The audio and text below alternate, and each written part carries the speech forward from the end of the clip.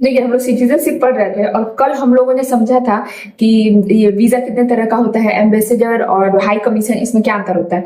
तो उसमें फ्लो में एक दो जगह मिस्टेक हो गया। हाई कमीशन और एम्बेसडर वो समझ, एम्बेसडर वो है जो कि कॉमनवेल्थ कंट्री में नहीं आता है, और हाई कमीशन कौन है जो कॉमनवेल्थ कंट्री में आता है। ये कल समझाया था, फिर समझ लीजिएगा वहां जाके।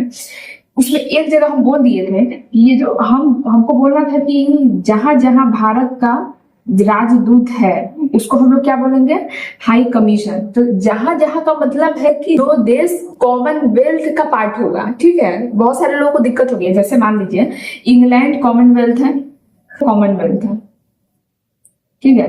तो इंडिया का इसमें जाएगा या फिर इसका इसमें आएगा, तो ये हाई कमीशन कहलाएगा। क्या कहलाएगा, हाई कमीशन। लेकिन हाई कमीशन वही देश में होगा जो देश कॉमनवेल्थ से जुड़ा हुआ है, बस, ठीक है। जो नहीं जुड़ा है वहां पे हम लोग का एम्बेसडर जाएगा, और जो जुड़ा है वहां पे हम लोगों का हाई कमीशन जाएगा, ठीक है। अब आज समझते हैं एनआरसी, एनपीआर और सीए। ज्यादा अभी इसमें पॉलिटिकल चीज में भी मत घुसिए, अभी एकदम सिंपल समझिएगा कि एनपीआर का मतलब होता है ना देश का टोटल पॉपुलेशन। टोटल, इसका मतलब क्या है, जो भी भारत में 6 महीना से रह रहा है, चाहे वो भारत के बाहर का ही इंसान क्यों नहीं है, विदेशी क्यों नहीं है, वो भी एनपीआर में आएगा। मतलब पूरा टोटल पॉपुलेशन, ठीक है। कोई इसमें छटैया नहीं होगा। गिन लिए टोटल कितना है। अब उसके बाद हम लोग उसमें से छाटेंगे, कौन बाहर का है उसको फेंकेंगे, और जो अपन है उसको सहीटेंगे। समझ में आए। तो एनआरसी में क्या होगा ना, बाहर वाला फॉरेनर को हम लोग भगा देंगे, मतलब फॉरेनर को हटा देंगे, और उसके बाद जो पॉपुलेशन बचेगा वो होगा एनआरसी। समझ में। एनपीआर में पूरा पॉपुलेशन आया, एनपीआर में से फॉरेनर को हटा देंगे, और फिर अपना जो इंसान बचेगा वो क्या होगा, एनआरसी। अब देखिए इसमें क्या बवाल हुआ था। एनआरसी में ना जब छटैया हुआ तो असम के साइड में 40 लोग का छटैया एक साथ हो गया। तो इस असम में ऐसा क्या हुआ था कि छटैया हो गया। 1900 इसमें ना ज्यादातर वो लोग थे जो बांग्लादेश से आए हुए थे, भर भर के वही लोग था। तो जब पता लगाया गया, पूछा गया कि भाई आप लोग काहे आए थे, तो वो लोग वहां पे मारपीट हो रहा था तो यहाँ पे भाग करके आए। तो सरकार बोला अच्छा ठीक है, तो आप लोग वहां से मार खा करके आए थे, हम लोग रख लेंगे आपको, कोई दिक्कत नहीं है।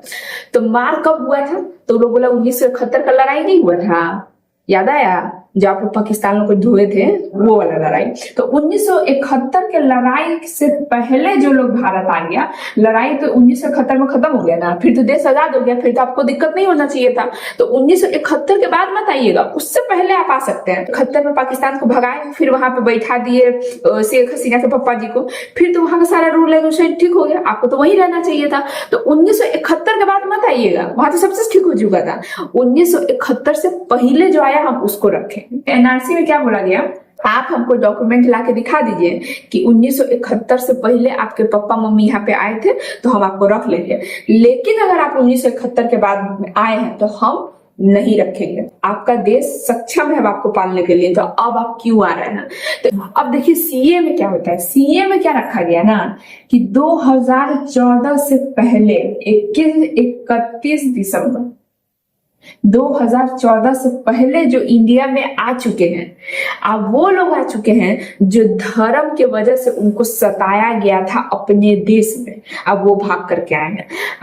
उनका धर्म, उनका कौन सा धर्म, जो अल्पसंख्यक है। जैसे पाकिस्तान से बहुत सारे लोग आए, ये पाकिस्तान से, अफगानिस्तान से बहुत सारे लोग कूद काट के कहाँ पे आए, इंडिया में आए।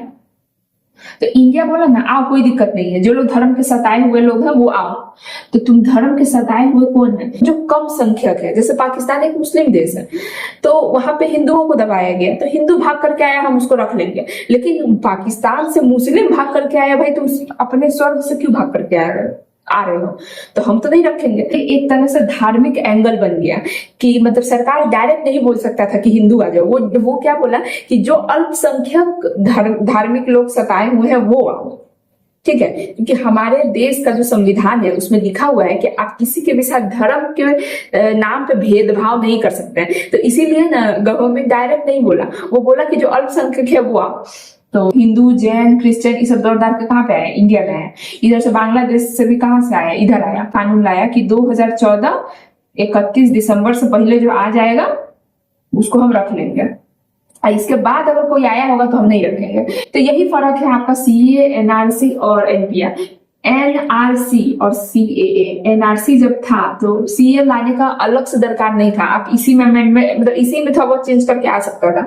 लेकिन अब वही कुछ काम नहीं है तो बैठे बैठे क्या करे, करना है कुछ काम, करते हैं एनआरसी और सीए का वही कीर्तन सुबह शाम। ज्यादा इसका पॉलिटिकल चीज में मत घुसिए, थोड़ा बहुत समझ में जाइए। अब कल से हो सके तो हम लोग का स्टार्ट हो जाएगा फंडामेंटल राइट ये सब।